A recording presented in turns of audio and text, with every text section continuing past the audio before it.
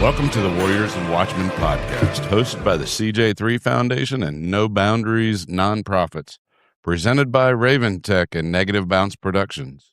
I'm your host, Eric Thomas, a.k.a. CJ3 Actual, the director and founder of the CJ3 Foundation. Stop it.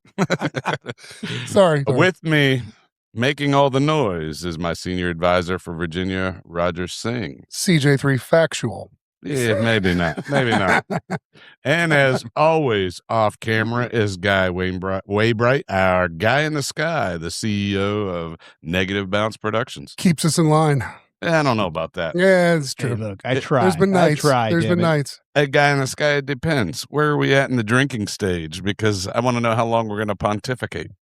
There's not going to be much pontificating. I feel like tonight, if he had been a little bit more loose, he wouldn't have been as stressed. He was a little stressed in here tonight. So, yeah, let's talk about that real quick. What happened tonight, Guy What in the did you sky? do?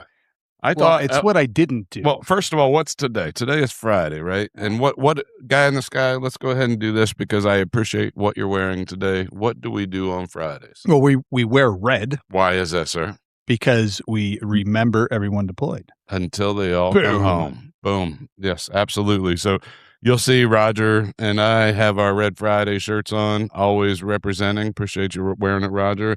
And for even the guests in the studio, Guy did the right thing and told them to wear red. Yes, he did. I was impressed. I wasn't sure whether Are we supposed to get? Is he supposed to be wearing these shirts? I Are we mean, supposed to? I mean, realistically, I think think Negative Bounce should kind of have a joint collab shirt. I really believe We right? need that. Yeah. I think that'd be kind of cool. Yeah. So and cool, a cool thing, since it is Red Friday, we also have. We're working on with a company out of Kentucky, I believe, through my brother-in-law. You remember my brother-in-law, Yep, Mike? Absolutely. He got a new job in their site. There's about 50 of them at that site, and they hit me up and said they want to do a collab Red Friday CJ3 Foundation shirt with their company. So that's cool. I'm looking forward to doing that. So Negative Bounce, we certainly could do that with y'all. Let's do it. I'm pretty particular about my T-shirt materials. So is Eric, by the way. I am too. I mean, look, I don't like heavy T-shirts. Neither do I. He wants his arms to look very big, so you get some really it's tight. It's got to be tapered, and it's got to be tight in the arms. Come on. I agree with this. Thank you. Unfortunately, he doesn't carry my size, so I have to get my own shit. Yeah, well, if you weren't like a fucking Andre the Giant. Well, you can go to Bed Bath & Beyond and get those. I mean, dick. Eric's an asshole. Whatever. So anyway, Red Friday, happy Red Friday. Every Friday we remember. Also, you had a little gift in front of your seat today, Roger. I did. Oh, wow. Big answer. I mean, Mikey, our buddy who was on a few weeks ago. Our guy from Cleveland, Ohio. He is from Ohio. I was leaving that part out. But he gave us some nice Sasquatch stickers wearing the T-shirts, various T-shirts of the foundation, which I will put on my actual Sasquatch Bronco. What did you do with yours? So they are already on my Bronco because unlike you, I was excited to put them on mine. Is yours a Sasquatch? I mean, I don't understand. You shouldn't put it on. Mine's bigger and better than that. Bro, why are we doing it? So you want to keep talking crap? We'll park the F-350 next to your Bronco. His compensation vehicle, yes. I have a small, well, whatever. So anyway, hey, Roger. Well, hold on. Guy, you were telling us what went wrong with the studio today. Yeah. So we showed up, and Roger, I'm pretty sure we said we were going to record at a certain time. Usually on Fridays, it's earlier than the rest of the week because we all have regular jobs to get through. What was wrong with the studio today? I mean, I have not seen you like that ever, guys. So tell us what happened. Well, what happened is... You see what happened was... See what happened was... No, look, I was not prepared. I wasn't prepared. Hey, what I was trying to modify something, and I thought I had all this time. I was like, I got an hour. And then Eric shows up. I see Havoc. I see Havoc out the window, and then I'm like, what the fuck? Why are you here? Yeah. So I had to, I had tools everywhere and wires but hey, look, we adapted and we overcame. We did. Cameras are set up. Wiring's good. The Army, I don't know whether the Marine Corps, because maybe you guys always run around this way, but the Army had a thing, piss poor planning. Wait, what is it? The 5 Ps. The 5 Ps. Prior planning prevents piss poor performance. Thank you. God. Anyway.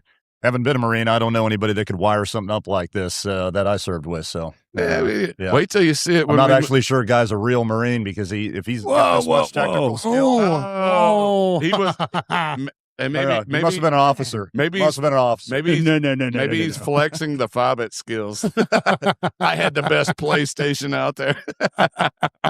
Look, I can't even set up my own email account. I like to say I'm an undercover geek. Nothing wrong with that. There's nothing wrong with that. That's all right. Nerd or geek? Which one? Geek. Nerds don't get laid. There you go. So speaking of geeks, now that we've offended half the nerds in our listening audience, that's all right. No, hey, I love nerds too. Don't get me wrong. I appreciate guys' ability because actually, if you could see the inside of the studio, it's phenomenal. We appreciate the partnership and the use of it. So, no, outstanding job. And for those of y'all don't know, the picture will eventually change because the studio is growing as he expands the studio and all that. So looking forward to seeing what Roger and I are going to affectionately refer to as the CJ3 Clubhouse. Yeah, I'm looking forward to Liquid Lounge. Is that what we're calling it now? So, hey, you guys heard a voice commenting earlier because this guy can't just sit here and be quiet. It's he shouldn't. He shouldn't do it at all. But no, a good friend of ours supports us at a lot of events. Another senior advisor for CJ3 Foundation. He brings a lot of the technical side and makes some of the connections that we need to be successful. Connections is an understatement. So, no, the guy we're referring to, the voice you heard earlier, is Mr. Rob Whitfield. Welcome to the podcast, Rob. Thanks for having me. No, glad to have. Man, you were on a whirlwind tour today trying to get into town, were you not? I was. It's been a week. How was Soft Week? It was the most crowded it's ever been. They opened it up. They kind of opened the floodgates. Now that thing is, if anybody's ever been down a Special Operations Forces Week, used to be called SOFIC. It's always an event that hurts your liver, but it's a reunion. It's business. It's talking to the government about all kinds of things. But in the past, they would limit the attendance a bit, and this year they did not. How did that work out doing that? It was great. There's a lot of energy. So you think it's good that they opened it up? I do. Good. They've expanded into 3 or 4 hotels around the convention center. The demos are almost nonstop. The excitement outside in the water. If anybody's ever seen it, they do full on. Soft guys come in and do full raids. They used the mayor of Tampa as a hostage this time. I came in, blew stuff up. They got helos flying around. They got guys coming out of the water. It was snipers on the roof. It was a good time. So I know the weird ass weather we were dealing with up here. What was the weather like for you down there? It was cooler than it's normally is, but on the way I had to exfil quickly to get back for some meetings on Thursday, and we had severe weather down there. Trees are blowing down at the same time. Trees are falling down up here in Virginia, so it was a little wild. But so we understand you had to fly back of the bus getting here. I did. How'd that work out? 6'5". I was in a middle seat. I had to get on a flight quick. And, that's desperation, sir. It was desperation, man. Yeah. So hey, Rob, for the folks that don't know you, so your involvement in CJ3, first of all, thank you for it. Much appreciated. It's good to have a friend and a brother on board that supports what we do. Let's talk about the draw, man. How did you get here? Like where did you hear about it? Why did you come on board? How did that? How do you deal with Eric? Right, I'd like to know. That's a later question. Yeah. So introduced Eric by my friend, good friend Chris Ryka, and who Hold on, who is he to you? I didn't even know that. Who's he to you? He's my brother-in-law. There you go. Yeah. I was at my favorite restaurant here in Leesburg, Tuscarora Mill, and was sitting there, and Chris was told me I need to get involved with this foundation, told me some good things about it. Sat there for 2 hours with Eric talking, didn't realize there was a giant, Malinois under the table until we stood up, but just really kind of fell in love with the mission and the way they do things. One of the things, that's just from my past, I'll get into it in a second, but through, defense contracting world, others have been burned by some veteran supposed charities in the past that you realize 50-60% of the money is not going to the cause that they say that they're trying to support. They're wasting it on parties, and they're basically their event planning and fun organizations, and they waste a lot of donor money on stuff like that. And the idea that nobody at CJ3 Foundation gets paid, everything's volunteer, and Eric beats people with a stick to make sure that wait, I do this for free? I don't understand. You absolutely do. That everything gets donated for the events that I've been involved in, and just the ethics and the ethos behind it really aligned with the ethics and the ethos that I personally have, and that the companies that I'm involved with have. And yeah, that was what, 4 or 5 years ago, and I think so. No, yeah, so at the time you had a position with Patriot Group International, right? Yeah. And so very much appreciate, not only did you get on board, you got the company on board, and they've supported us, and they continue to support us on into the golf tournament this year. So thank you for that. It's been a phenomenal relationship, and we're very appreciative. I think the missions matched well. And neat thing, just for the group, one of the things we encourage is the folks that are on the board, whether they're senior advisors, they're ambassadors, whatever their position is, we want them to go through some of our process, right? So you can't sell something, you can't preach about something unless you've been through it too. That's right. Rob's been through a couple of our processes. Rob, I'll open the floor to kind of talk about what you've seen going through it, right? What did you go through? What do you think? No, it's great. I went through the 5-day mental health program out in Albia, Iowa. It's a weird little town in the middle of Iowa, bro. Weird little town, but a really awesome spot, and getting more awesome with some of the renovations and some of the donations that have come from folks to renovate this old governor's mansion in the middle of nowhere in Iowa, and just 5 days of really intensive mental and physical health treatment that was really beneficial for me. I've got a minor TBI. I've got injuries all over my body. Yep. And I came out of that week, refreshed, felt like I really got something out of it, and then really, understood, the benefit of the program. And then, obviously been able to kind of translate that into supporting the foundation from that. And even cooler, I got the opportunity to go through, because I have no problem saying I needed to go through, right? Every once in a while, you also need a tune-up, and I needed to go back through. Since I knew Rob, I wanted to go through while he was there. Well, oddly enough, in this small little town of Albia, Iowa, of I think 4,800 people, I think max, we decided we needed a break from the process and went out to the Mexican restaurant in Albia, Iowa. That was an interesting process. I think I might have heard this story. I think I heard the story. First of all, we ordered more food than they're ever used to seeing anybody order. And we had a good time. That was a blast. Neat thing about this town that I enjoyed taking Rob to, they got a place called Welcome Home Soldier Monument, which we've partnered with, and they're friends of ours. But it's amazing because in this small town in Iowa, this monument rivals monuments in DC. It's the best veterans monument I've ever seen. And there's no reason for it. I've been to virtually every one in the United States. And there's no reason for it to be there like that. How did it come about out there? Oh my God. So just a patriotic person took this initiative to build this thing, and this town, it's probably one of the most patriotic towns I've been to. It's ridiculous. So just to give you for instance, when our recipients go through or our team is there, the Kendall place, it was the Governor Kendall was, I think, 22nd or 23rd governor of Iowa, owned this house.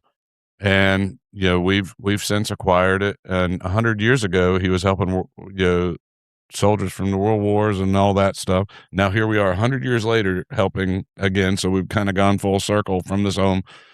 But when the recipients show up or a team member shows up, we raise the CJ3 Foundation flag. Well, they announce it on the radio, they announce it in the paper, they announce it when we've showed up.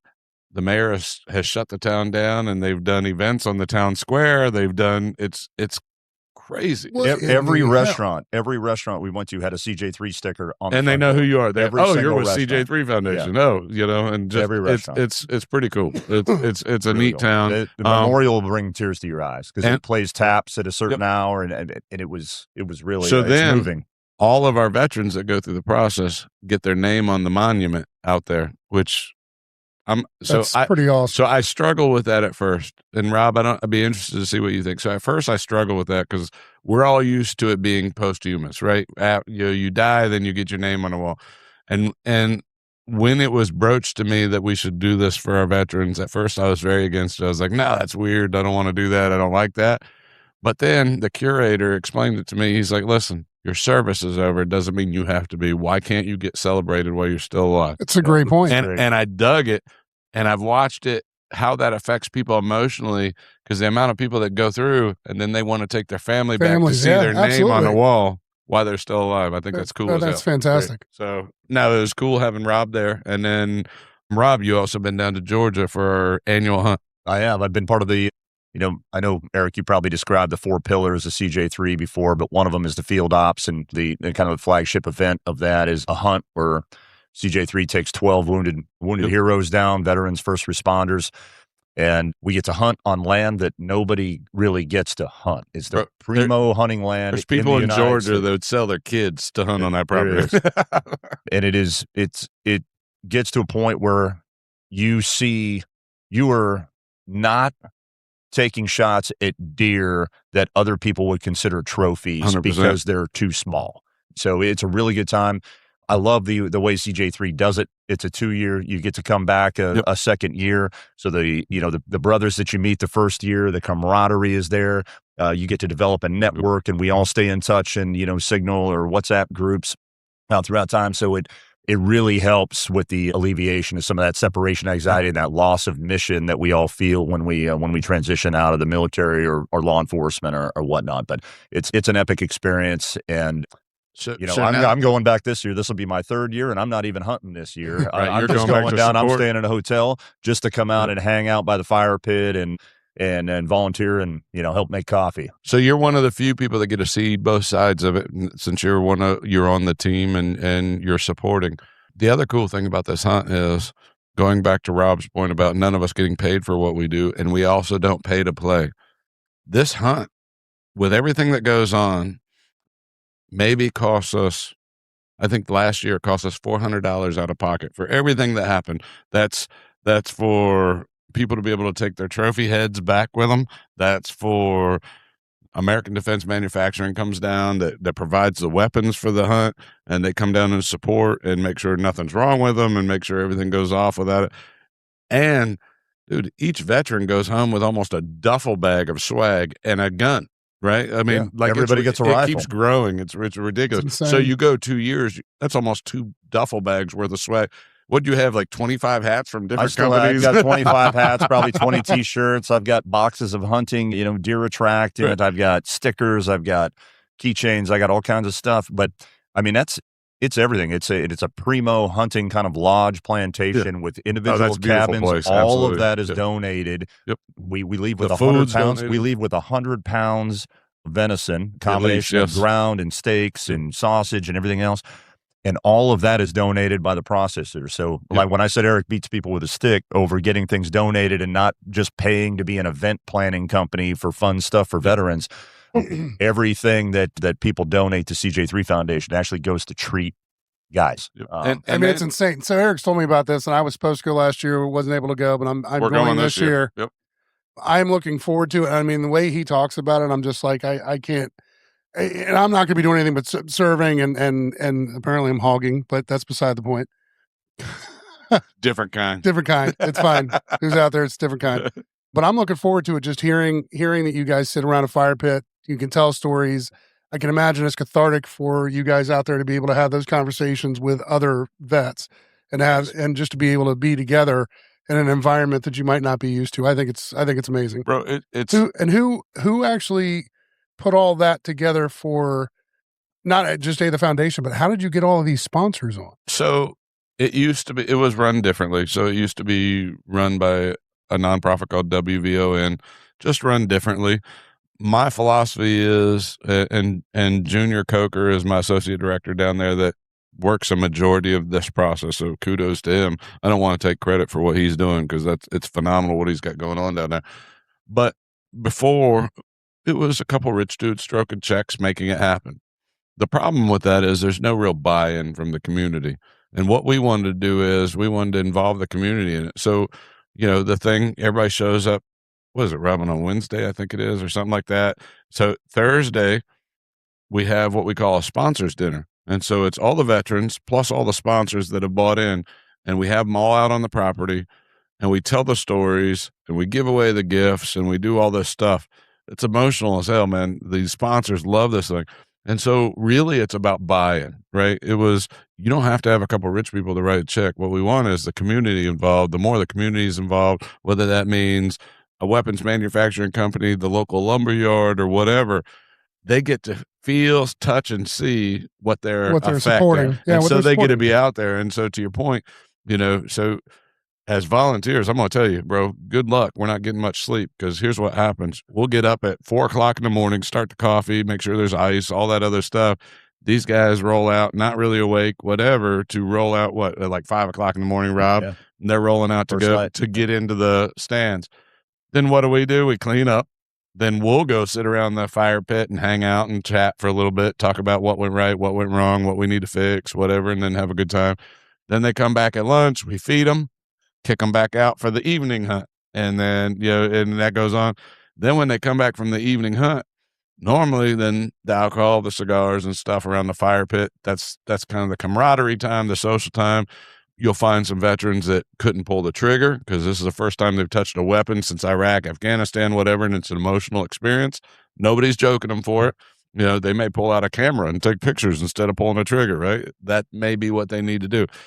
But sitting around the fire is just that time of, dude, we've had some real comedians out there that just, we have, craziness. But yeah, it's just a good time. It allows some of our veterans to remember what it's like to be around brothers again. You get to turn all your filters off, turn all the, pull down your walls and be yourself again. And it's a good awesome. time. Yeah. So you'll have a blast. I'm looking forward to it. You may not even say much. You may just sit around and laugh and just hang out with them, and you'll have a blast. So, and the property's beautiful. Like Rob said, some of these properties, there are dudes in Georgia that would sell their kids to hunt there because they're plantations that all year long they prepped them just for this hunt. Only thing I'm going to ask, there's snake bite kits, right? I haven't had a snake problem yet. Although Havoc, it is December. Hey, Havoc took down a coyote. Did he really? Yeah, so that was pretty impressive. Did you have to give him the word, or did he just do it on his own? No, dude, he just disappeaed. I was like, okay. But we do have a problem with Havoc. He is a dead deer humper. He likes to bite him on the neck and hump him. So all I hear is, Eric, your dog. Yeah. So anyway, whole trailer full of dead deer, and there's Havoc. It's I'm just here for the gangbang. It's a porn movie for him at that point. It's fantastic. So your last year, how many deer did you take down, brother?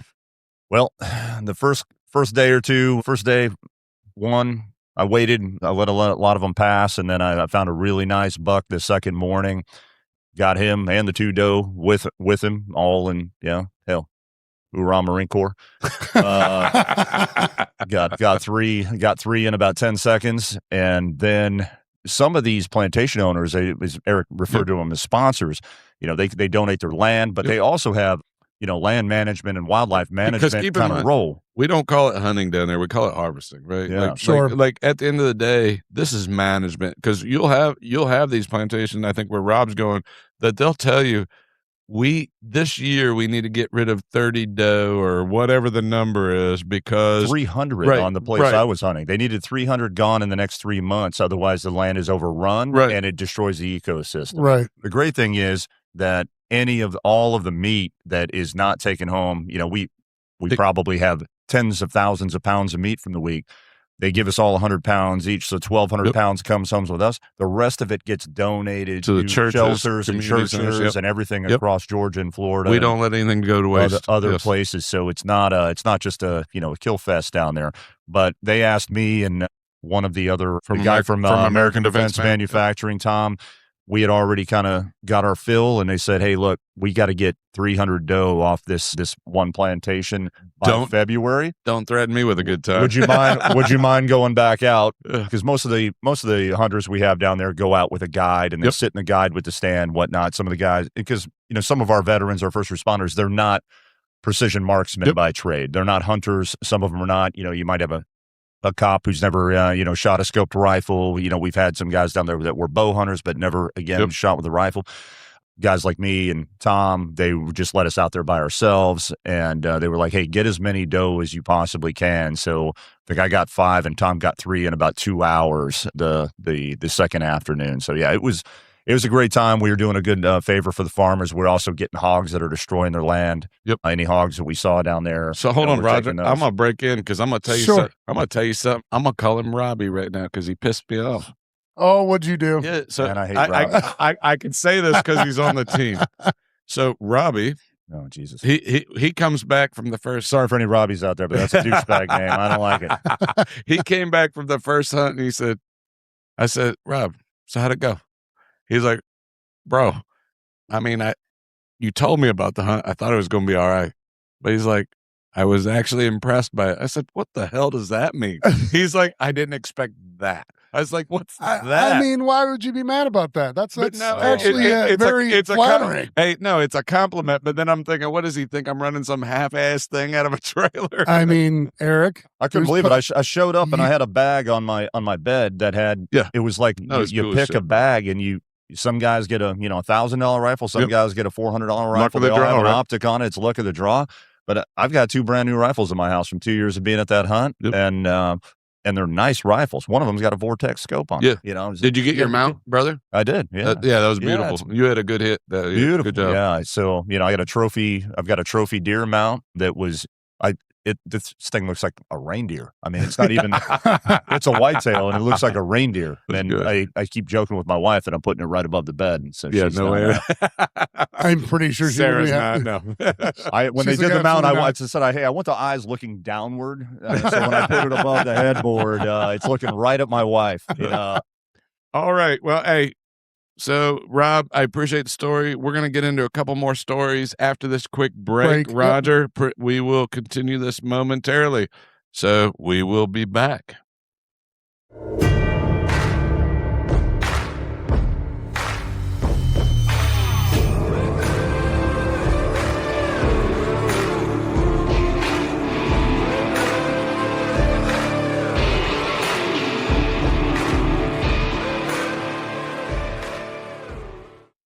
And we're back with Rob Whitfield and Roger Singh. Hey, we were talking about the hunting.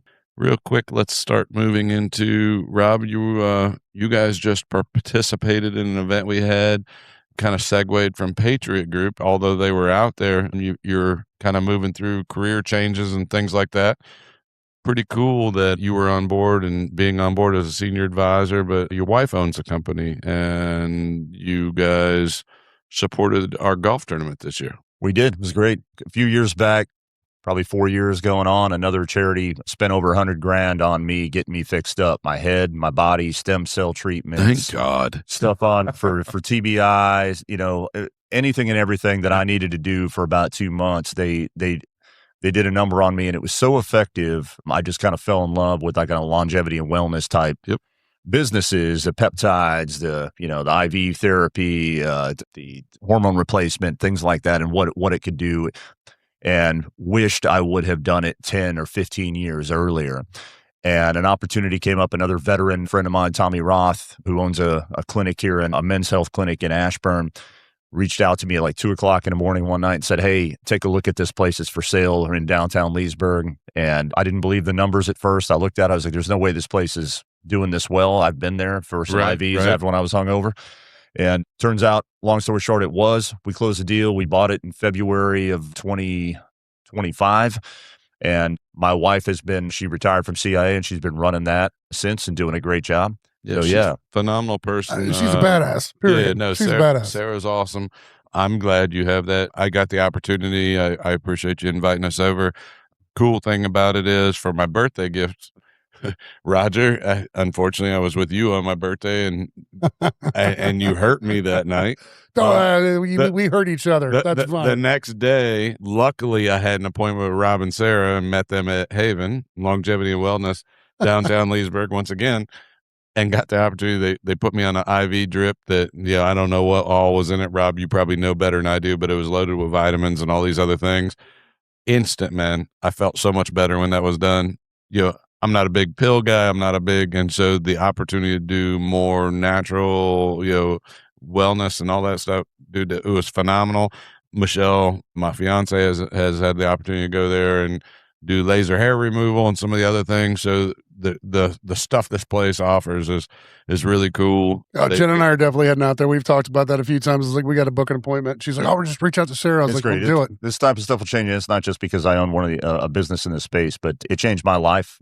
My wife was skeptical. When about the IV infusion therapy, and we do lasers and Botox and all that other stuff as well, but the people are skeptical until they come in and they're not feeling well. They're sick or they're hungover or whatnot. And the first time she was 30 minutes into her first one, was like, oh, okay. But to your point, now I see what you're talking about. If you do them even before you're sick and before my God, man, you're going to be might traveling, not get sick, right? Flu and immunity, flu season. Absolutely. Like we have one of our best customer groups is teachers during flu season. They come in like once a week.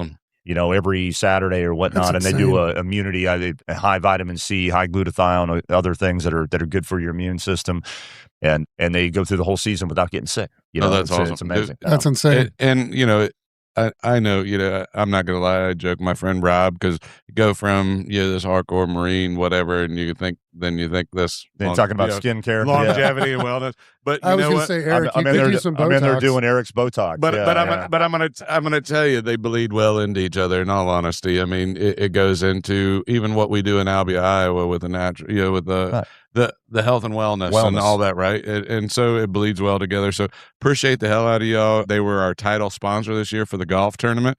I will say this: if you go, especially for my Loudoun County, Virginia folks, if you go in there and say you're with CJ3 Foundation, that's awesome. Let them know that you saw them, you heard about them through your affiliation with the foundation.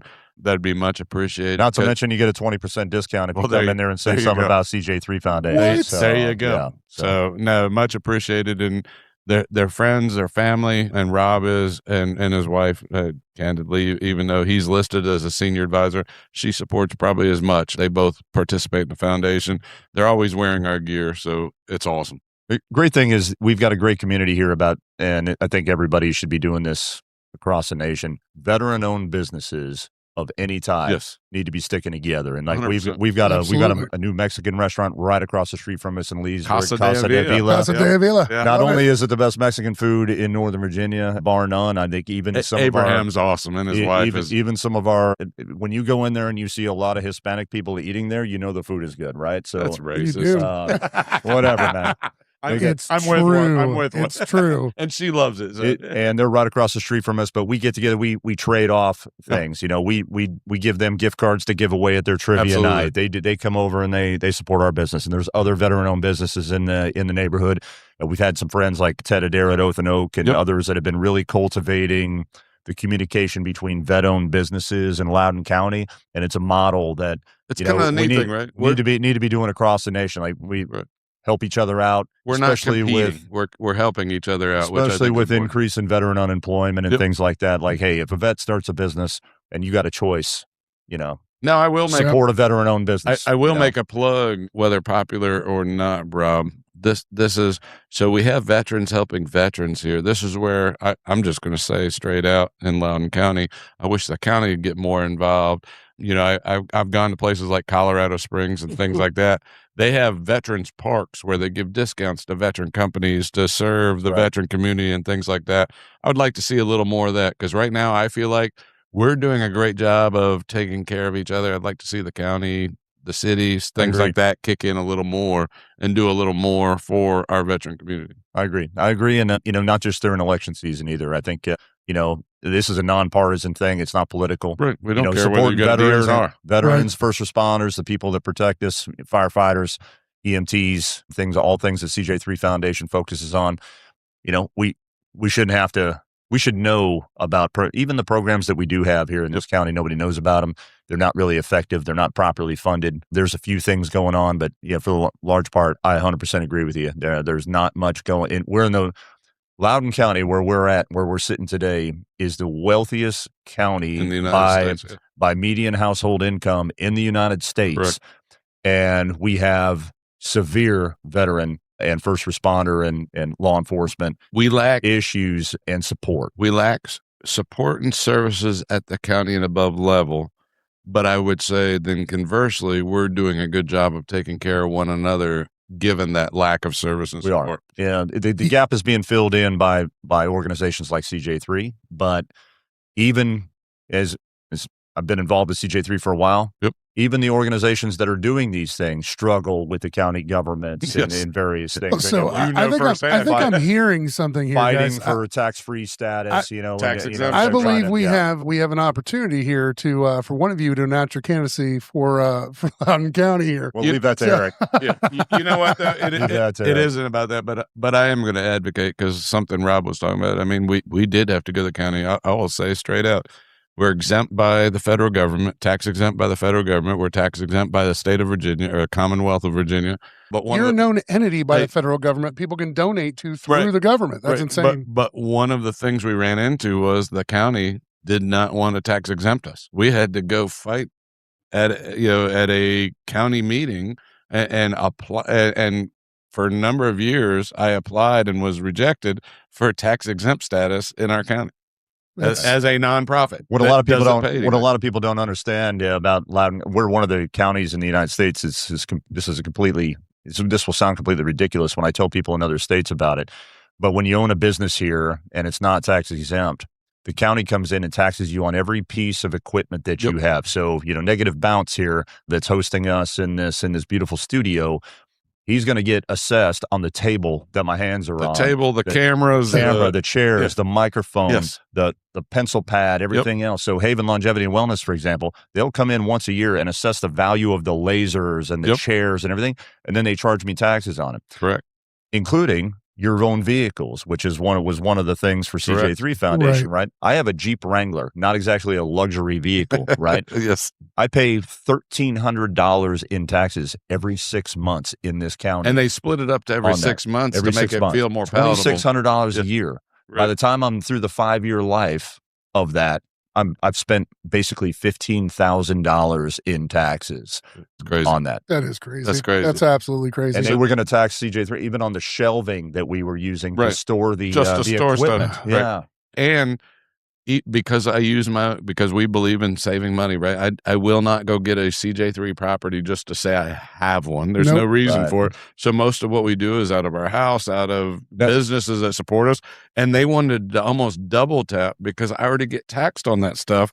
They wanted to tax me again because they said you must have property here. You have to.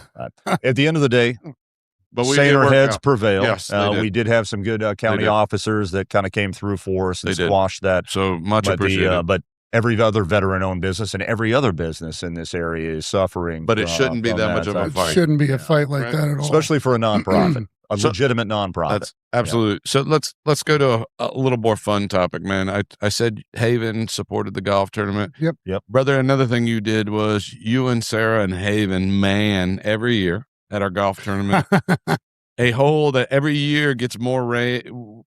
People brag about it, laugh about it. They swear the premier athletic event in the United States every year. They swear up and down you're stealing their money. What is that you support us with at the golf tournament, brother? So years ago, there was CJ3 Foundation's golf tournament had the loose beginnings of what we now call kind of the bourbon putt or the liquor hole. We set up a whole bunch of I don't know if we can talk about the liquor hole. We set up bottles all across the practice putting green, and because it's a captain's choice scramble, the golfers pass by that putting green twice. And you come up, you get to putt, and we set the bottles all over the green. How many bottles were out there? 40 to 60. It's ridiculous. It's a ridiculous amount. It is a ridiculous amount. We put the good stuff way out at the other end, so it's a long putt. You want a good bottle of bourbon, but if you want some slop, it's right up front. If they putt, the idea is they putt. You pay for the amount of golf balls. And you got to hit a bottle to get it, right? Right. You donate $20, you get to putt and hit it. If you can take it home, and it could be anything from an airplane bottle of Fireball or some Cinnamon Toast French Crunch bourbon, French Toast Crunch. I think that's what we had out there this year. But then my boss won that, by the way. My boss won that. That was hilarious. She couldn't take it home, but I got to tell you, the first year he did this, or last year when we did it, Rob looked at me when I came up. He goes, Roger, we put all the big bottles up front so you could actually fucking hit one.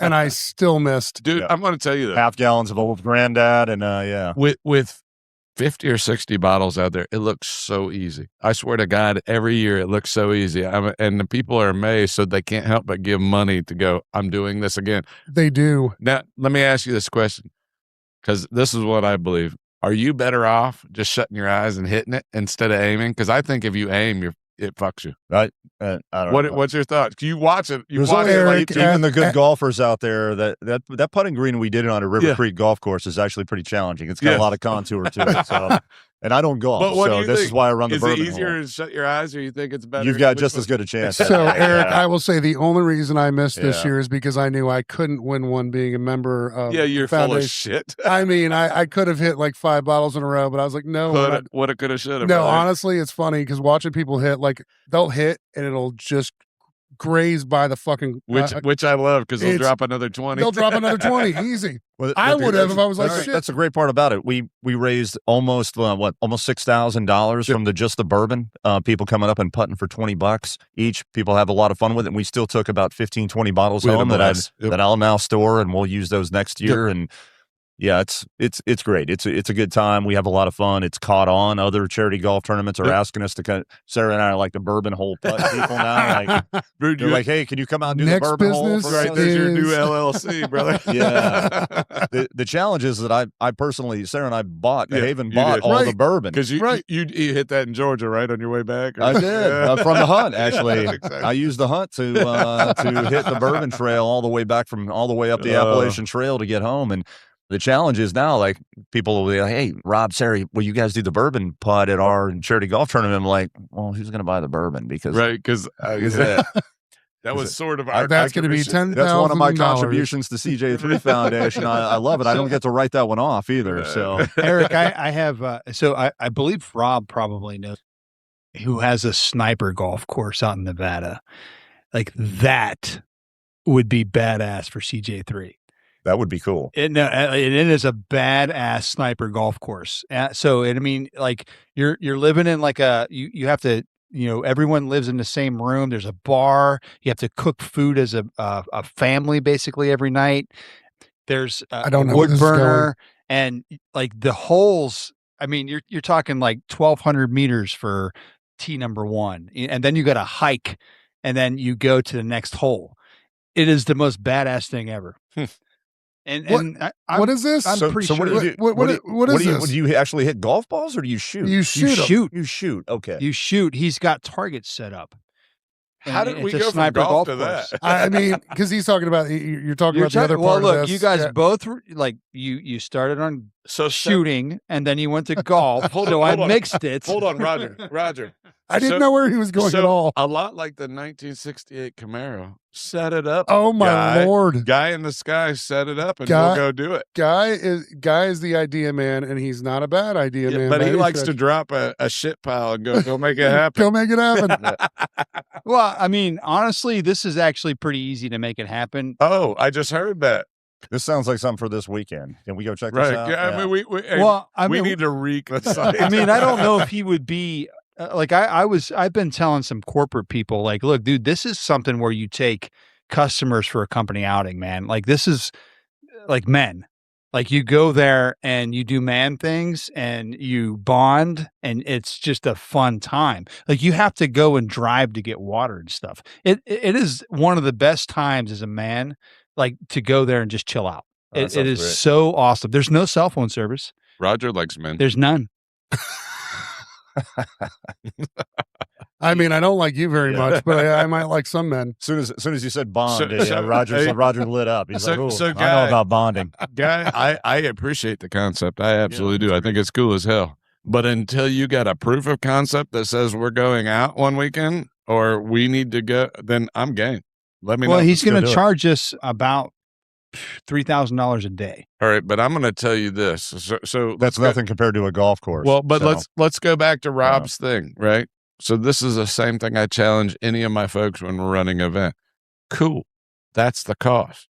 Now, what do they charge a charity or nonprofit? And 2, where are we finding the sponsors to pay for that? Because we don't pay to housing, play. We don't pay to play. Housing, logistics, food, all that. That's I don't mean that to be an a-hole. I mean that to be we don't pay to play.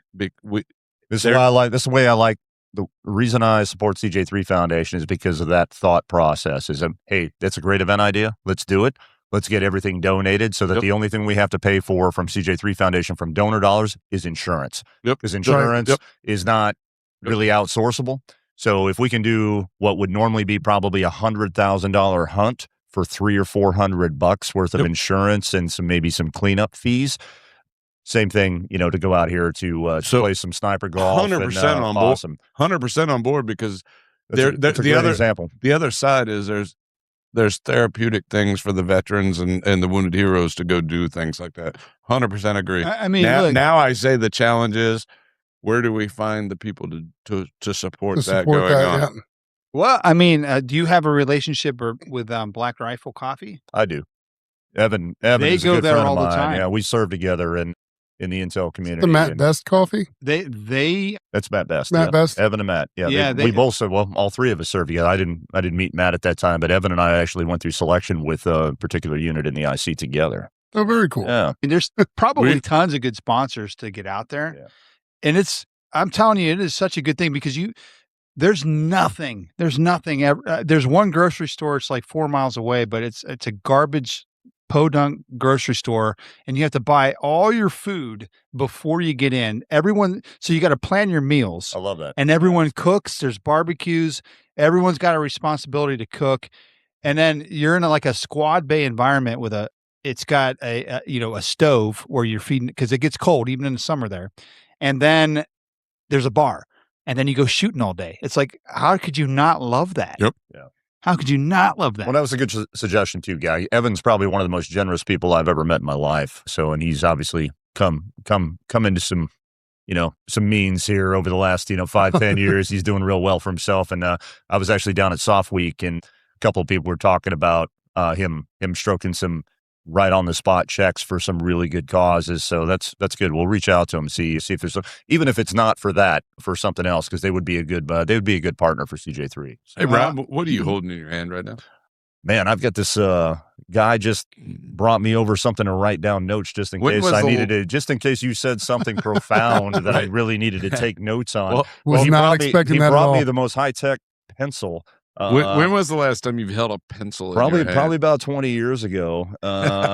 This thing is very high tech. I'm kind of having a wolf. I want to say I can sell you this pencil. I want to say I think Rob needs a pencil at all times. He's been playing with it the entire time. It's got grippies on it. It feels like it's made out of carbon fiber, titanium. It doesn't have any weight to it whatsoever. I respect the hell out of it. Had all the cool tech and stuff that I got to see all week at Soft Week. Here I am. I'm more enamored. So that's what I was getting ready to say, Rob. I respect the hell out of you. You get around, you get to see some cool things and do some cool things. But when you were handed this pencil tonight, you would. I'm keeping this, guy. Sorry, you can't. Look, I buy them in bulk. I'm taking it home. So hey, Roger, you can have the notepad, but I'm taking a pencil. So we're talking about events, brother. Yes, we are. Go ahead. What you got for us? So as we're talking about our golf event that has passed for this year, we have a couple more events coming up here. May 30th, we have the Rocky event at the Percival and Ashburn Pub. This is a 50th anniversary. 50th anniversary of Rocky. Adrian. 50th anniversary of Rocky. Yeah. So wear your best Rocky outfit. You can show up in American trunks and a robe, whatever you want to. So here's the weird thing about that. Ashburn is going to beat out Percival. Oh my God, this is not going to happen. Why is that? Because Percival has because Havoc will be in Ashburn. Havoc's with me. He's already told me today, I want to go hang out with you that day. I said, that's fine. Just tell your dad you're out. Roger, I have to interrupt you real quick. Yes. So Paul, one of the guys standing back here behind with me. Yes. I was like, dude, you got it. Let's do this. We'll go to Rocky Day. And he's like, when is it? He's like, Saturday. He's like, I can't. I'm trying out for the U.S. bobsled team. Bro, wait, seriously? Is that this Saturday or next Saturday? Because it is next Saturday. You're not joking, guy. No, he's not. He was telling us earlier. So, hey, you remember that movie Cool Runnings? Cool That's Runnings. what I really think of. But this dude's white. Yeah. Jamaica, we have a bobsled team. Yeah. He's like, I can't, man. I signed up for the bobsled tryouts. I think that's fantastic. But no, this is on May 30th, a split event with Eric and Ashburn, who will lose. me in Purcellville. They have Havoc and Michelle there. I mean, this is great that the pubs, that the owners and the proprietors of that place are having this in both of their locations at the same time. Kevin Bednar's it's kind of fun. Right? Kevin Bednar's is a good friend of mine. And Kevin will be in Purcellville. Kevin will be in Purcellville. Yeah, he's going to be in Purcellville. So Kevin actually came to me with the idea because we talked to him about events where we bring people in for his bar. And he's like, well, dude, I'm doing a Rocky event. Why don't I just benefit the CJ3 Foundation? That's great. So we're going to be out there with tables. We're going to do a 50-50 raffle, all that stuff. For Rob, I want to say this. Here's the cool thing about what Kevin did, right? So there are some folks that go, what are you going to do for us? And I kind of, that puts me on my heels a little bit because I go, wait a second, we're the nonprofit. Don't get me wrong. One thing I try to sell to people is, as a nonprofit, I understand we're notoriously takers, but we try to also partner and go, how can we help promote your business? Right. And right. You guys do that for me. You do that. You've done that for Patriot Group. You've done it for Haven. You've done it for me personally. And, it's great. Obviously, we were talking about Casa de Avila and other veteran-owned businesses. Giving them shout-outs, Purcellville Pub, Ashburn Pub. They give to us at CJ3 Foundation. We give to them and tell everybody we know that, hey, this is the place you need to be, and here's why, because they're doing this kind of support for the good guys. So the neat thing is, to his point, Kevin's like, listen, I don't really want you to do anything. This is already a successful event. We want to bring you in and make it something. Now, don't get me wrong. We're going to work. Legitimately, I said to him, I was like, hey, how can we, on a night that you're not busy, I gave the Eric speech, and he looked at me, he goes, cool, we can do that, but why don't we do this first? And I was like, are you serious? And then so as I've had conversation with him, I'm like, what do you need me to bring? We can bring some giveaways or whatever. And we talked about the wallets from Proof and all this other stuff. Which are cool as hell. I love Proof. Proof wallets, shout out for them. Yeah, absolutely. Supporting CJ3, some Marine sniper buddies of mine. Great company. Other than the fact their Marines are cool. Yeah. Well, no, Kev came to me and said, no, why don't we do this? And he's like, and hey, we'll just do a split event. He goes, got the Ashburn, got the Purcellville. Cool. He goes, we give you 10% of the food proceeds, and we'll do a 50-50 raffle. He's like, don't bring anything. He's like, we'll do the 50-50 raffle. He goes, I don't think you should do both. He goes, you bring them in the door, I'll close them. Literally, awesome. we are showing up and sitting at a table and handing out some swag and making people aware of the foundation. But that's on May 30th, so not this Saturday, but next Saturday. Well, it depends on when you all listen to this. It'll be May 30th, Ashburn and Purcellville Pub. And then after that, we have on June 7th, which is a Sunday. Say it right. Say it right. What kind of toss God is damn it? We have the cornhole tournament. There you go. Cornhole tournament. Roger's favorite type of tournament. He's laughing. I always say he's laughing at me because I always call him beanbags. Which we know Rob Rose does not like. No, he does not. IRC, Irish Rose Cornhole, is hosting the event, and it's benefiting the CJ3 Foundation. At the Asheville Sports Pavilion. Yeah, Ashburn Sports Pavilion. Asheville. Eric, didn't you say you wanted that dude to be a guest? Who? Do what? Oh, Rob Rose. Who? Yeah. Sure. Why not? Let's do it. Yeah, absolutely, Rob. Come on in. And so we're going to be out there on June 7th throwing some bags. Not bean bags, but cornhole bags, because I love saying it. So those are our next two events coming up. The cool thing is, man, we got Bear Chase Brewery, we got Honor Brewery out there. We got. Oh yeah, it's going to be a good time, man. It'll be a good time. Yep. And those are the next two events we have up, and then we'll work on the next ones after that. We'll have some pop-up events at different locations. Yeah, we'll have some pop-up events over the summer, and we'll figure all the rest of it out. But these are the next two events coming up in a couple weeks. And then we culminate the summer into a phenomenal event that Roger's going to participate in this year. We'll talk more about it later. What are we streaking through the courtyard naked on this? No. Our friends at Honor Brewery are phenomenal sponsors and supporters of us. I appreciate the hell out of everything they've done. They've been awesome. But they also own This is a horrible segue. Right next door called PR Star Fitness. And every year they put on an awesome CrossFit competition that raises phenomenal money for the foundation and just has great people in it. Well, Roger managed last year to show up just as it was ending and didn't exercise one at all. I go through the event with Havoc. I'm dying. I'm pouring with sweat. He was dying after 5 minutes and cleaned up poop for 45 minutes after. People are tilting their head going, oh, bless your heart. You tried so hard. Good job. But no, it was a great event. But this year, I'm making Roger actually do it instead of just watch. I'm working the table. No, you're not. I think we're getting our new bobsled Fred team guy over here. We're going to put a shirt on him and let him do it because he looks like he's in a whole lot better shape than the three of us. You know, I mean, we'll see. And we'll see, Eric's going to spend a summer working out. He can wear his Jamaican shirt and whatever he wants. You know, dude, I do want to see the Jamaican bobsled outfit. You got to wear the tights though, man. Yeah. Absolutely. That's what Roger wants to see. That's what Roger wants to see. Smuggling raisins. So, hey, in that vein, let's go ahead and take one more break before we finish this off. So, one more break before we come back and close this out. Yep, absolutely.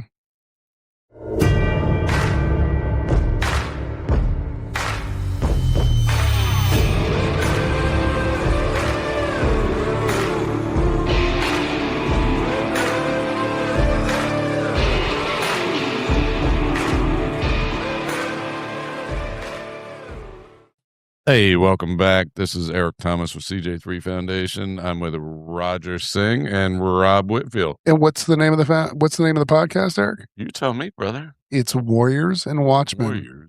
Warriors. Thank you. I appreciate it.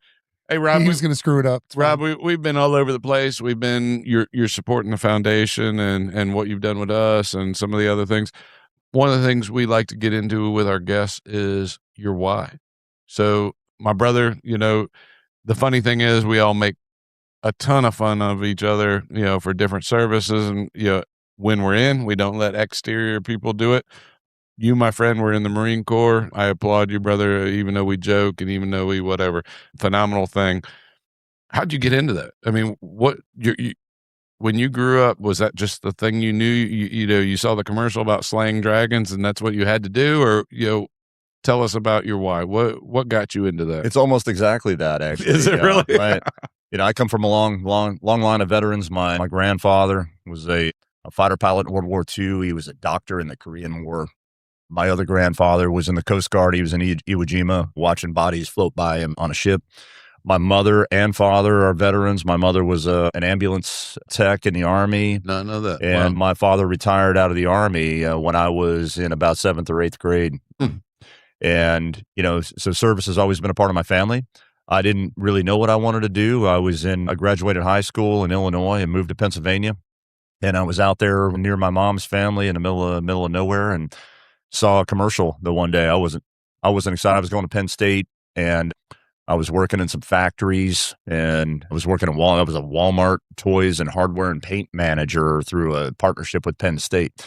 And I was sitting there one day and I was just losing my mind, didn't have any friends around. And I saw the commercial where the Marine and in his dress uniform. He ends up in his dress blues, but he climbs up the volcano and he's got the sword and he Well, hold on. Remember that commercial? What was their motto then? He kills the dragon. Well, I don't know. The few, the proud, whatever the hell that was. Yeah. So, you know, I saw that and I was like, you know what? Maybe I'll think about going to the military. The next day, the Army commercial came on and they were talking about like $25,000 bonuses for certain enlistment for certain MOSs. And I was like, shit, I'm in the car. So I get in the car. I drive up to Hazleton, Pennsylvania, 13 miles up the road to the recruiting station.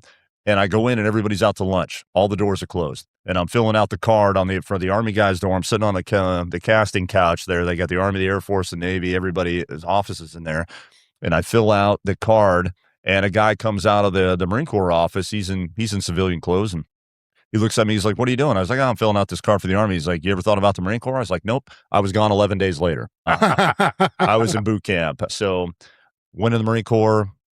As an infantry guy, I wanted to, they showed me videos of the camouflage paint. Right? Everybody comes in as infantry. Right? Showed me camouflage paint with guys with hats and Zodiacs coming up on the shore. And I was like, I want to do that, And he was like, all right, well, let's get you through the test and whatnot. I was a very smart kid. I was a 1360, SAT kid and could have probably gone to Harvard if I wanted to at the time, even though I had like a 3 less than a 3.0 GPA in high school. And as a friend, the attention span of a gnat. Yes. That's about right. That's about right. But I went in, I crushed the ASVAB. He's like, "You sure you want to go?" Because, they're recruiters. He's thinking of officer, but they're trying to fill really serious, this guy's got this kind of score on the ASVAB. Like, hey, we want to put you in, you need to be a nuclear engineer or something. And I was like, no, man, cami paint. Right. Put me in a boat. I want to shoot cool guns. I want to shoot stuff, and I'm on cami paint. I want to be in the boat. Right. And so he was like, all right. So I go in. Long story short, I end up kind of matriculating up through the Marine Sniper community. Ended up as an instructor at Marine Sniper School in Quantico before I got out. I've been out. God, it's amazing now. I've been out for fucking 25 years. Hold on. Let's talk about that, though. Out. I'm going to tell you this, and I've talked about this before. Getting out was a struggle because I didn't retire. I got out before it was time to get out due to injuries, due to whatever. Dude, not an easy decision. Like, that's the world That's the world. I don't know what you thought, but when you get into that, everybody gets you thinking that's where you need to be and finish out. 20 and out or whatever it is, right? I didn't go in with that mindset. I knew I didn't want to retire, from the military. I was gonna stay in I was only in 5 years, 2 months. I extended to be an instructor at sniper school. Okay. I did not re-enlist. And when Afghanistan kicked off, I tried to go back to. Where are we at? We're right around 9/11. Okay. I had just gotten to be an instructor. I was at sniper school. I had been there 2 months, and 9/11 kicked off. Yep. I immediately tried to go back to an operational unit. I wanted to go. All my buddies in the game. All my buddies were getting to deploy and do God's work. This is what I signed up to do, and they gave me the giant FU. Right, so they would not let me go. I ended up teaching there until I finished up my extension. In the Army, we called that the big green weenie. Yeah, I got it. I bent over and took it. Yep. I mean. So I got out, but I still knew I wanted to serve. So I got into the contracting field like a lot of guys, from that background do, and ended up at CIA as a kind of I won't get too much into it, but as a kind of paramilitary type contractor. So I ended up in war zones for what felt natural and for a number of years. Yeah, I was one of my very first stint in it. I was one of Blackwater's very first guys on their very first intelligence community contract. Interviewed by Eric Prince himself. That's how small Blackwater was at the time. So you go down to Moyoc? I did, I interviewed, and Eric actually did a lot of stuff personally at the time. They were probably all about 30 people. So he's actually interesting because oddly enough, he's still in our community. He is. I just saw him a couple days ago. Because I know he spends time in Middleburg and some other places. So he does. Interesting individual still. He's one of the pioneers of the community. No matter what anybody thinks about him, he kind of started what I consider the wave of government contracting in that space, and an incredible amount of employment for the boys, when they would get out. So long story short, man, I went through a couple of different contracting companies, spent most of my time with the agency, moved into the private sector as a program manager and a VP of running some of those paramilitary programs. And then, an opportunity came up to acquire a shell company that was in our space called Patriot Group International. And they were zero revenue. All I knew them from is they actually had the K9 contract for CIA in Iraq. They had 2 dog teams on the ground. That's it. That's all they were. They were about $2 million a year in revenue. It sounds like a lot for 2 dog teams, but that's the kind of money considering what it was. What it cost to get dogs, and which people, I know that, right? People through that process over there. That's not actually much. They were a fledgling company. So, bro, candidly, how scary was that to step out and you're going from I rely on a company, now I am the company. Scary because I didn't have a salary, and it was actually my third entrepreneurial try. The first 2 failed. Yeah, the first 2 failed. Well, the first one didn't fail. Front Range Training Consulting eventually sold to a company called EODT back in the day, and I didn't make any money on that. I'd already sold my partnership. I started that with a Force Recon guy that was a good buddy of mine, and we did enough to stay afloat. Okay. But I tried a couple of times and gone broke a couple of times, and that's just kind of the way the entrepreneurial cycle works. You don't take any risk, you don't get any reward. But I learned a lot of lessons. Every time one of those failures, I look at it like tuition. The key is that you don't pay the same tuition twice for the same degree, right? Yep. You got a bachelor's degree in political science. Don't go back and get another bachelor's degree in political science. Well, I got a PhD in what not to fucking do. Right. Through my first 2 iterations, through a lot of that. And Patriot Group was something, that kind of came as an opportunity.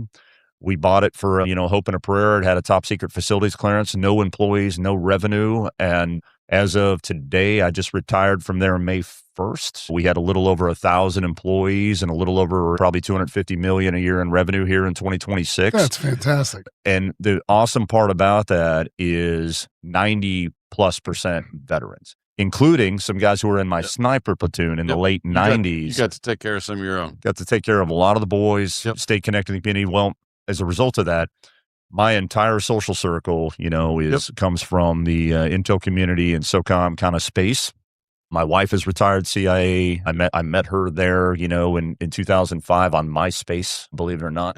And she's a better person. And she is a better person than me for sure. But the why that I get in, getting to the point, the why that I get involved in things like CJ3 Foundation and some of the other nonprofit boards I'm involved in is, hey, 9 guys in my unit at the agency, all paramilitary contractors, all former soft guys for the most part. 9 of them have killed themselves in the last 13 months. And hold on, I need to break in. This is unfortunately, this is not abnormal.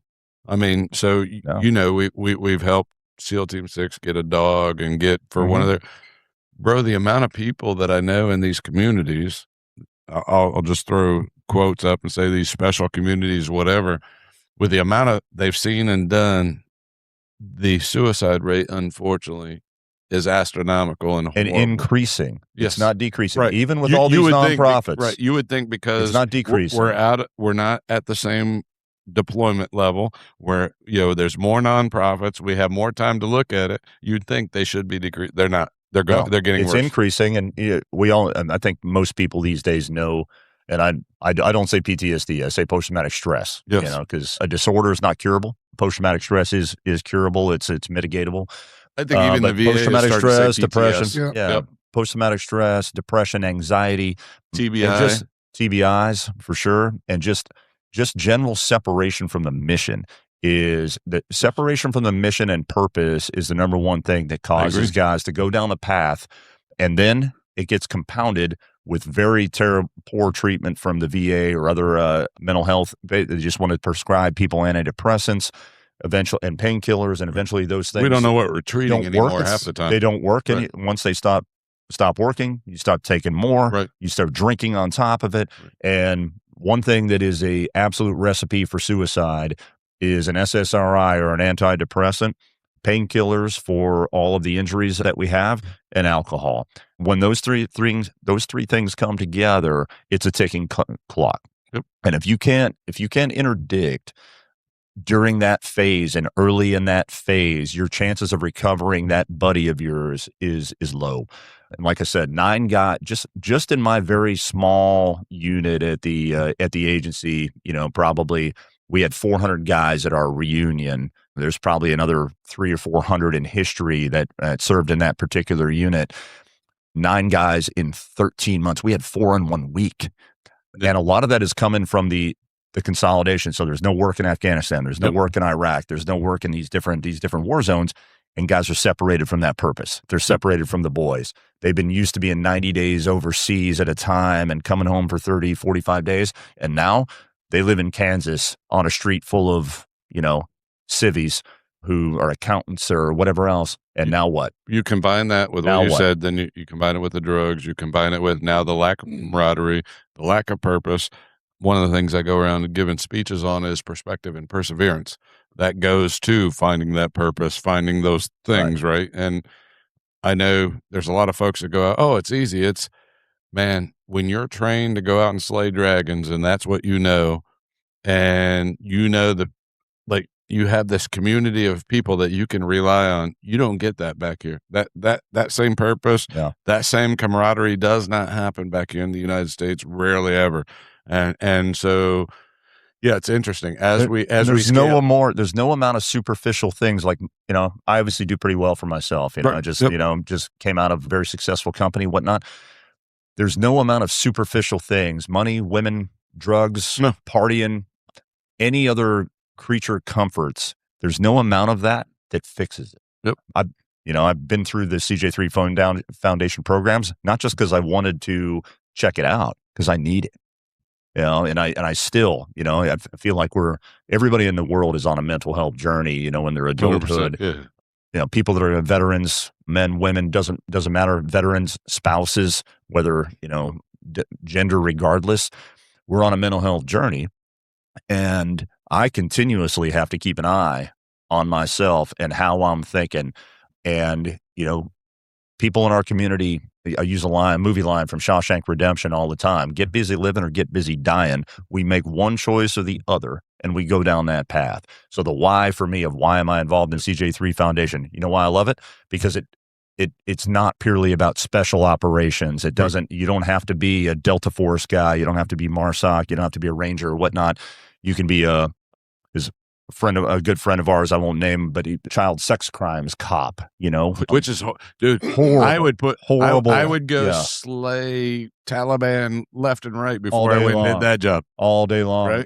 That was one of the guys that went through the mental health. Child porn all day and go find these guys. Child sex crimes. It's like, oh my God. Firefighter that saw some horrific things. Losing kids in a fire. Right? A crew chief who lost his legs from a pallet slipping loose on a C-130. That's what I love about CJ3 Foundation. That's how it differs from the other boards I'm on that are focused on special operators. They're not bad. It's just they have a focus, right? Different focuses. Because I will tell you this: you, as a nonprofit, you have to have focus, because there are so many people out there that need help and need, right, and that's not a bad thing. But you have to stay focused. You have to stay within your charter, because otherwise you'll get outside your capability. So, what are some of those others you're involved in, Rob? Because you've talked about a couple of them. Yeah, so I'm on the board of a charity called Operator Relief Fund that does a very specific treatment that's an immediate interdiction for post-traumatic stress and depression, anxiety, and essentially a treatment I've had 6 times in the last 4 years. It's called a stellate ganglion block. I won't get into the medical side of it because it would go for a while. But in essence, it's an injection in the neck of a numbing agent like a Novocaine or a lidocaine, and that numbs the nerves that are called the stellate ganglia on either side of your spine and in your neck. And that's what governs your sympathetic nervous system and your fight or flight response. So, we hear a loud noise in the room, whether you're a veteran or not, you're going to look over there and say, oh, is there something up? Your protective nature, chimes in. It doesn't matter if it's your kid or your wife, everybody's going to look. That's your sympathetic nervous system. The challenge with veterans that have repeated exposure to trauma is that fight or flight thing is always switched on. Your sympathetic nervous system is always on and never turns off. And that results in anger, depression, post-traumatic stress, all the symptoms that come from that, and frequently results in, substance abuse and alcohol, severe alcohol addiction, things like that. The SGB injection, if done properly, resets that, allows it to operate normally for about 6 to 8 months. So I'm a big believer in it. I'm a believer in it because I did it and it changed my life. Yep. But I've also seen, we treat about 30 to 40 guys and their spouses a month at Operator Relief. And we specifically focus there on special operations veterans and veterans of intelligence community, paramilitary, special activities, special operators, types of folks.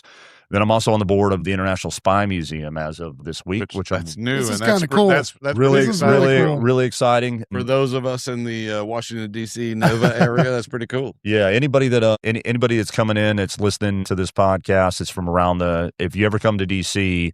and you're making a slate of things to do, scratch some of the Smithsonian's and go to the International Spy Museum. It is by far the best museum in the country. Like I told you, to me, Spy Museum, the Bible Museum, 2 of the top museums down there. I think, it's epic. Other than like the World War II, Vietnam, and monuments and stuff, memorials, but right. You can go bore yourself to tears in the Natural History Museum if you want, or some of the art museums. I love art, but it's boring. You can go to the Smithsonian and see Anthony Fauci's picture. Yeah, that'd be great. Yeah, not everybody needs to see a 60-year-old model of a T-Rex in the Natural History Museum. But the Spy Museum is truly an epic experience. It's the most architecturally and aesthetically pleasing building in the United States. And I didn't know until you told us it's a nonprofit. It's a nonprofit. It is a charity. That's awesome. While there's a physical structure there, their main mission is education. Yep. So they do educational programs for underprivileged, neurodiverse kids, memory care patients, things. They've got free educational programs, cool. and they've got hundreds of them. You can get on the website and go through analyst training programs, critical thinking, targeting, all and you were kinds of telling fun us stuff. they have So one of their displays changes regularly. Yep. And what's the new display they got on right now? So the new one they've got is the temporary one that'll be there for about another 2.5 years, is the camouflage deception and disguise. Why does that matter to you, Rob? Man, do I get to pull on? Can I go there and put on a ghillie suit and hang out in there? You can't put one on, but there's one that's been donated. Exist. Yeah, they January. don't have it in your size. Fat guy ghillie suit. He sure did. They don't have it in your size, man. Yeah.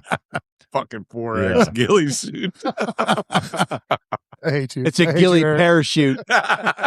Sorry, please continue. Camouflage and visual obfuscation is a passion of mine. I was an instructor in Marine Sniper School. I was there at the time where we developed the what everybody knows as digital camouflage. Today, I was one of the testers and was there when, literally my boss was pulling swatches from Lowe's of the colors that are in the Marine Corps, what we call the MAR pattern, the Marine Corps camouflage digital pattern that has now spawned all these other digital copycats and even these dumbass uniforms from the Navy with the blue digital.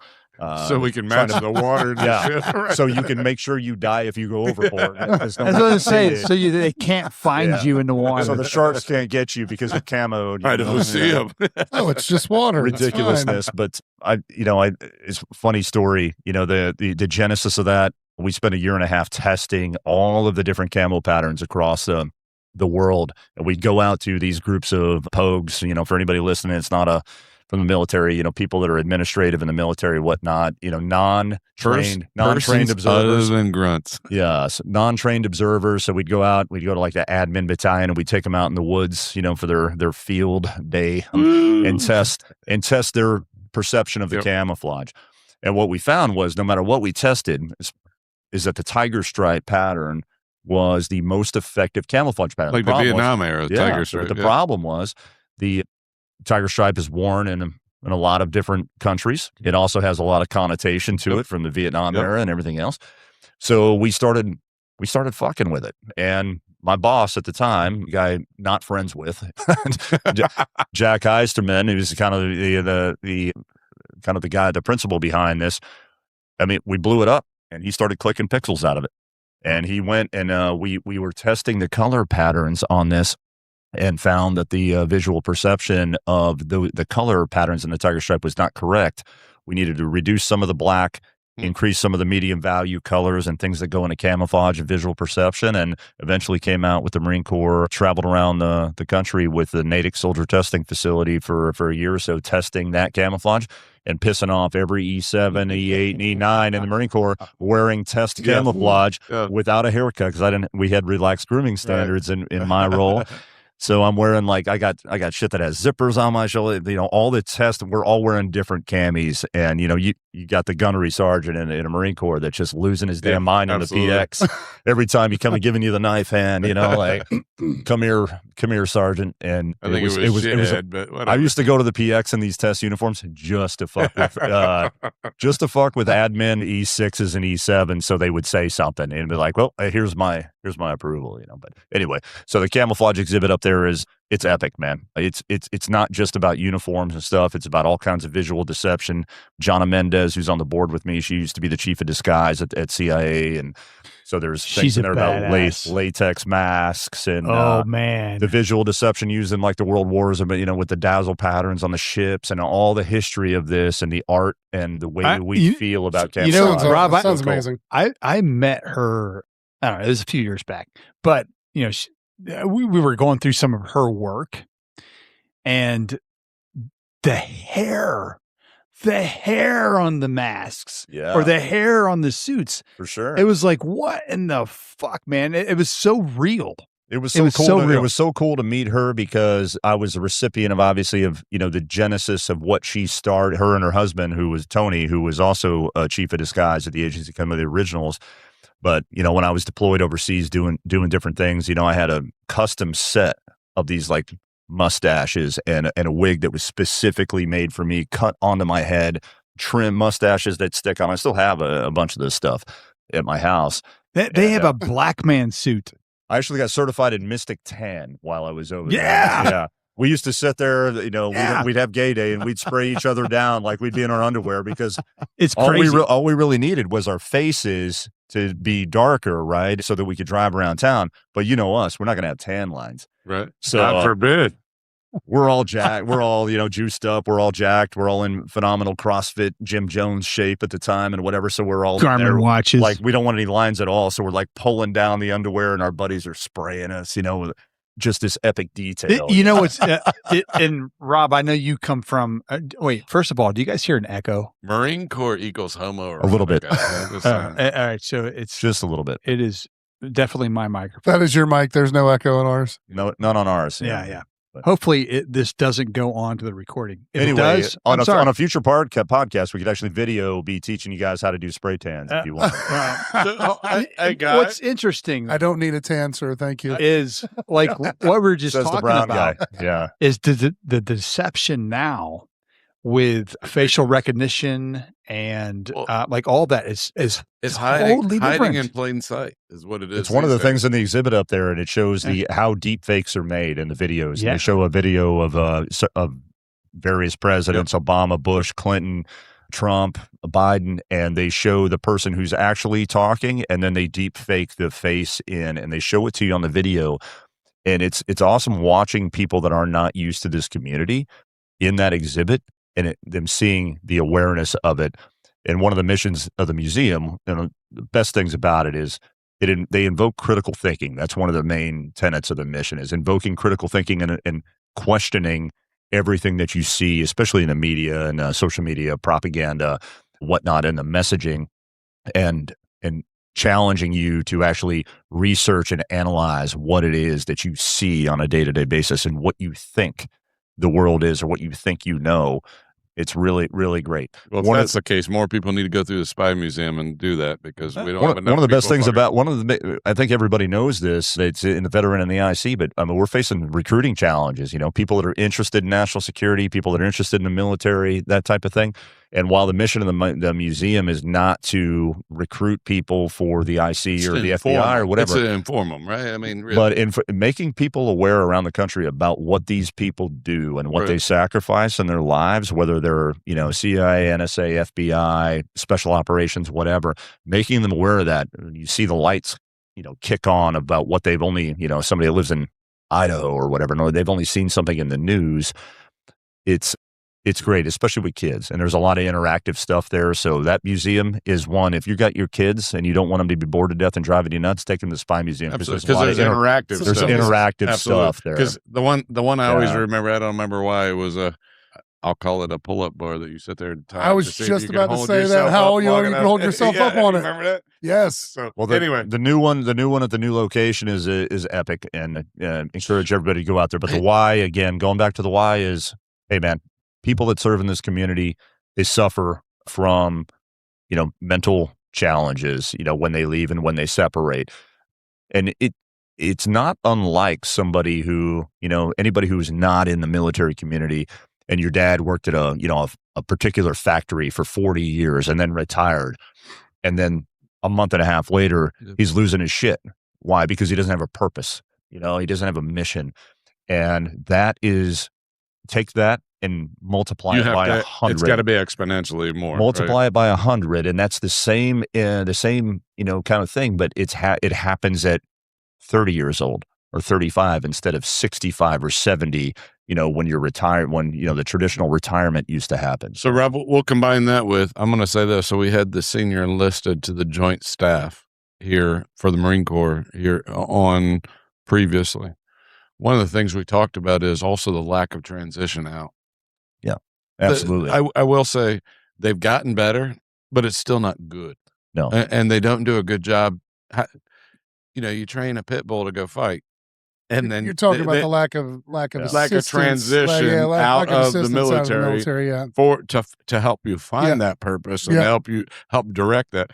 We're still not good at that. We're not. We don't do that in the military. He talked about that because he's still in, and we talked about that last week. And I'm just in shock. He's a senior advisor to the Joint Staff. It does not matter what level you get out of the military. Right. I watched a fireside chat at a charity event where General Stan McChrystal was talking.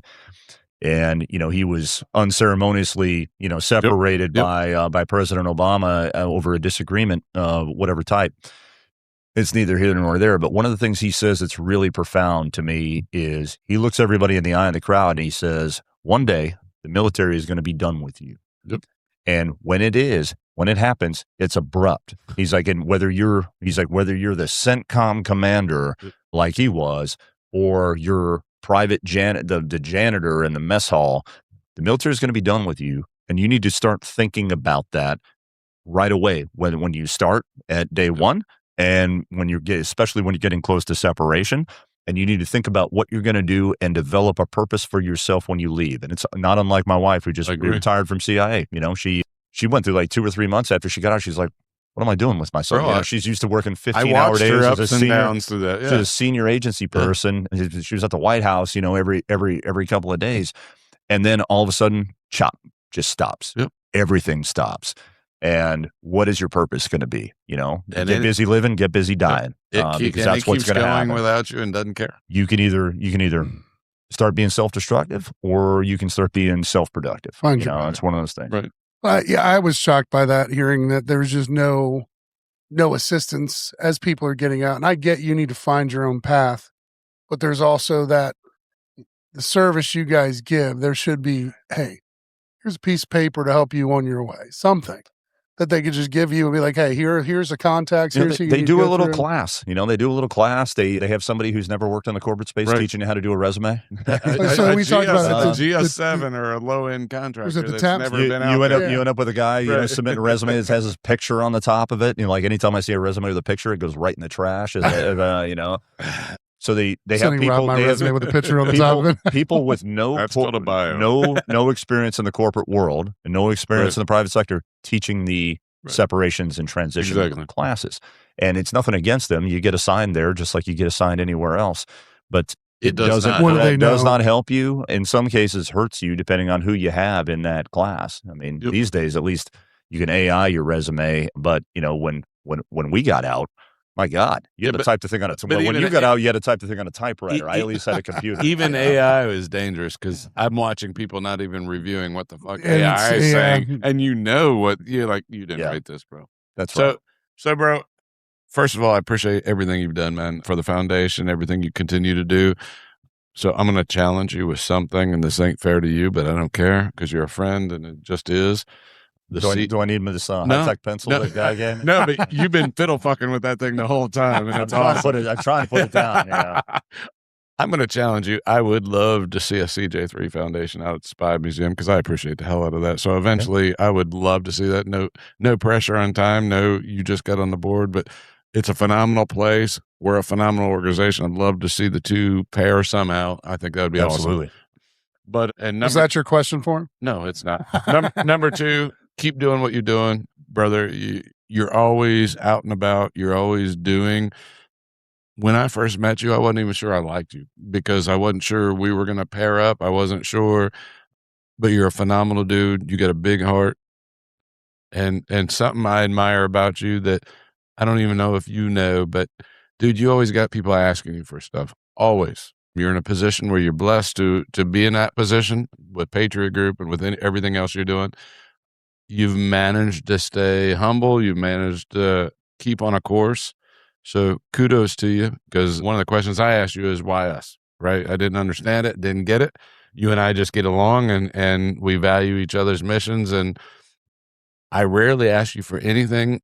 I only ask you to support when you feel it's in your heart to support, right? And I think that's what makes us work. So appreciate the hell out of your friendship and all that. I do have a question. You do owe the listening audience, what is an Aruban Canuku? Reuben Canuku. That's what you wrote down. A Reuben Canuku. And I know the answer to this because I have one in the family. So I am 47 years old, as is my wife, but we do not have children. Oh, yes, you do.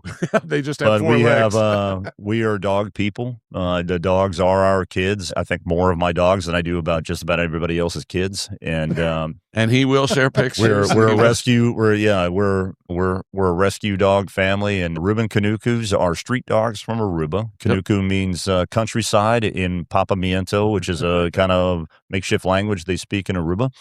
But these dogs get left down there, and if you've ever been to Aruba or they're running up and down the beach or between the dogs everywhere. Is this what my sister ended up with? Yes, it is, and that's what my daughter has too. Yeah. My daughter got married in Aruba, and she has one. Yes, we actually delivered. We actually delivered one to Roger, Roger's sister, and her husband. And Sarah drove all the way to Florida to deliver that dog. She did. I was like, wow. Yeah, so I love those dogs. They're mutts by science, but they all have the similar mannerisms and the similar capabilities. And little known fact, they own the record for the that thing where the dogs run and jump off that diving board and get as far as they can and get the ball. And they also, that dog they sent up into space or whatever, that was an Aruban Canuco, and they also have the vertical leap record. One of my two dogs is an Olympic athlete, almost like our buddy Paul's going to be over here on the bobsled team. This sounds like little penis syndrome because I have a Malinois and you have a Aruba Canuco dog. I will tell you in speed, Dolly Parton, one of my Canucos. This is a Marine Corps guy saying his dog's name is Dolly Parton. Will make a greyhound on a track look like a turtle with a broken leg. This dog is. It'll make you dizzy to watch her. She's a phenom of athletic ability. The other one's dumb as a box of rocks, but I will say clumsy, but personality-wise, phenomenal dog. So it makes me laugh because that's the other charitable work that Sarah and I do is all for dog charities. Right. So so my daughter has one. Your sister has one. My sister has one. Snowy, and so it is a connection we have because I don't know how many Aruban and Canuco dogs there are in Loudoun County now, but. That's awesome. It's pretty cool. But here's the other cool thing, right? So, we do service dogs. Think about what your dogs offer you, right? Like no BS. Take down the bravado, take down all that other stuff. The emotional support that a dog brings you when all else is fucking falling apart around you. Everything's, dude, you go home to that dog, you smile. That's right. Right. Like one of the things that Havoc does for you, that Dolly does for me, untrained, is if I'm stressed out, I'm intense, my heart's beating fast, everything else, she comes up, lays right on my chest and puts her nose right up against my neck. She knows. She can sense it. The other one, like I said, dumb as a box of rock.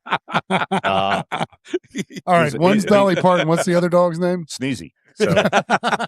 So Sneezy is from the snow, what was called the Snow White litter. Yeah. So Snowy, who we delivered to your sister, was the largest of the 8 that were left in a box on a pier next to the Ritz-Carlton in Aruba. That's so sad. And Sneezy was one of them, and we just liked the name, so we kept it. And it suits him. He's got a little bit of a pit in him, so he's got a pit kind of face, but he's got a Canuco body. Although it sucks to have fast Canuco dogs right now in this weather when it's raining every day, because that means your house is muddy as hell. Yeah, we go through about a pack of the wipes because we're because they sleep on the bed with us, so we wipe their feet every single time they come in. You're a brat. Let the dog sleep with you. Come on, man.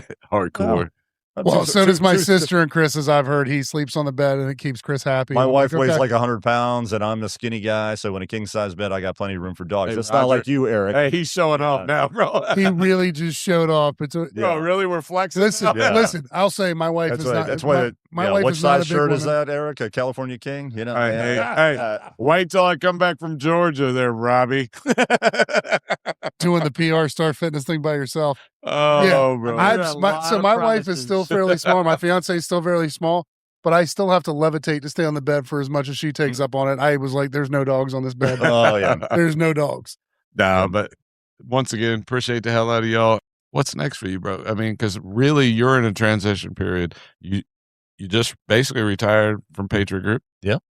You took on the board. You support us. You support the other organization.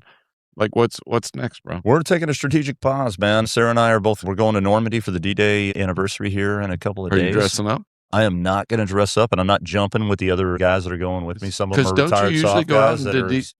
Some of them are still trying to relive their past. I'm not. I'll be on the ground with the snacks and the booze. Don't you usually dress up as a furry in D.C.? Yes, I am a furry. I'm actually a pink unicorn. Shoot. Yeah, that's a different ego. Different dress up. That's actually a totally separate podcast. If you want me to come in, character, I will. That's next. We'll do that next. Yeah, we're going to do that. My dad's in bad health. He's a vet. He's got Parkinson's and dementia, so memory care is a big part. He's being able to spend time with him was a big part of my decision to kind of step down and kind of let the next level of people at Patriot Group kind of take the reins. So I'll be in observation of that and then doing as much as I can for the community. And then I'll see, maybe sometime this summer, I might start something else up, might not. I might just really enjoy this nonprofit stuff. I really enjoy, I get more job satisfaction out of supporting the guys and their spouses and their kids and their families that are going through struggles than I do out of trying to make money anymore. And it's therapeutic for you, is it not? I mean, that's what I do. Honestly, I'd rather go work at and being in the government contracting space for 20-something years, I'd rather go work at like Home Depot if I was being really Rob's going to be our greeter at Walmart when we go there next week. I will be in there with an apron, like working. I'm not handy, so I don't know where they're going to put me. Probably I'll probably be cleaning the bathrooms or something. But Rob, let me ask you this, Rob. This echo is crushing me. No, you're good. You're good. It's not. So not everybody can do that though, right? So, the only reason why you're in a position to do that is because you worked your ass off and, you put yourself in a position where now you can do what you want to do. And that's support nonprofits and, what your passion is. And I think it's important for veterans to know. It's like, look, man, there is a life after the military service or government service or contracting service. You still have to work your ass off to get up to that point to do what you actually want to do. Yep. And I think you're a prime example of that. And, people should, look at your path and, try to follow that path if that's what they truly want to do, because it doesn't happen overnight. No, it doesn't. And, there's a lot of other examples. We were talking earlier offline about, Evan at Black Rifle Coffee and the path of those guys, and a good friend of mine that I worked with a long time ago. And there's some other examples of that. But what I encourage people to do, especially veterans, is before you get to the point where you can do whatever the hell you want to do, and you may never get there, and it's just the reality of it. It doesn't always work out. I was very lucky. I'm a guy that is in the space I'm in. I didn't even graduate college. I was an E5 in the Marine Corps when I got out. Knucklehead, right? So I can't even set up my own email account from a technical capability still today. But so I got lucky. I was in the right place, right time, and took advantage of opportunities. But what I tell guys, especially on a mental health path, and because we, with CJ3 Foundation and everything else, is you don't have to wait till you get there to be able to give back. And that giving back is therapeutic, and it doesn't have to be money. You don't have to donate $500. You don't have to donate $100,000 to CJ3 Foundation or any charity that's important to you.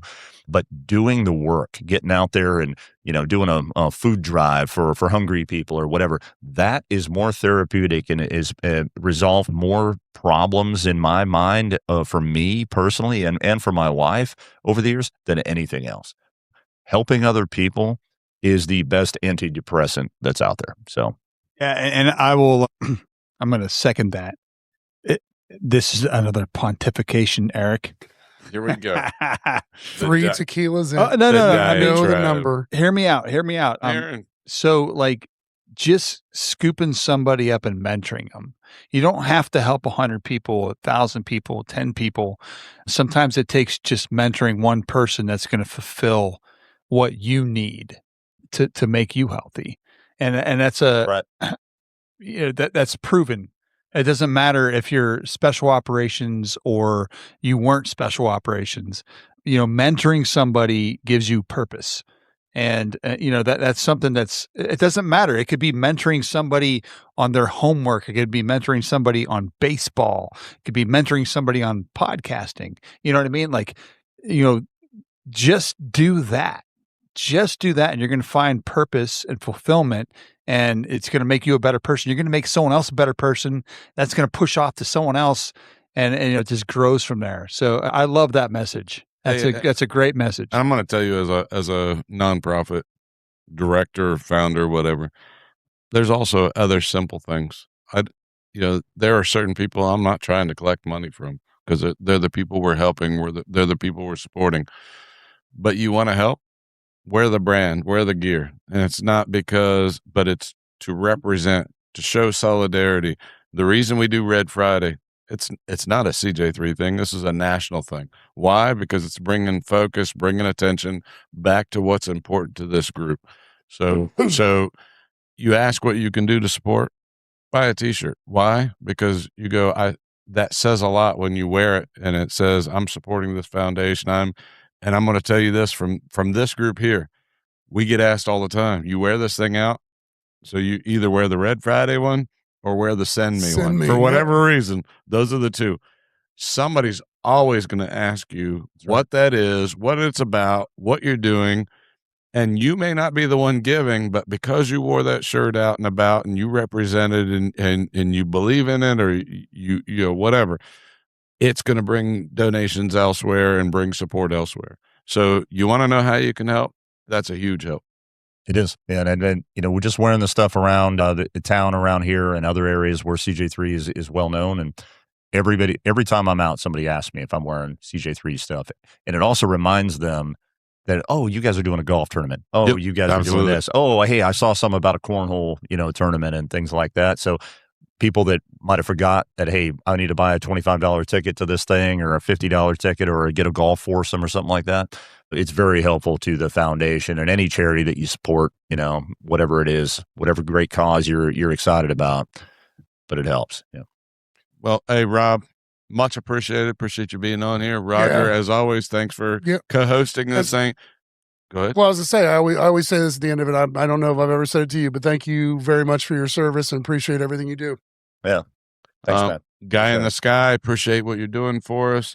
Thank you to No Boundaries. And this is Warriors and Watchmen. I knew you were going to say it. I was waiting for you. Are we harmonizing this time? Yes. Warriors and Watchmen. This is Warriors and Watchmen. Hey, we're out. Thank you, Mom.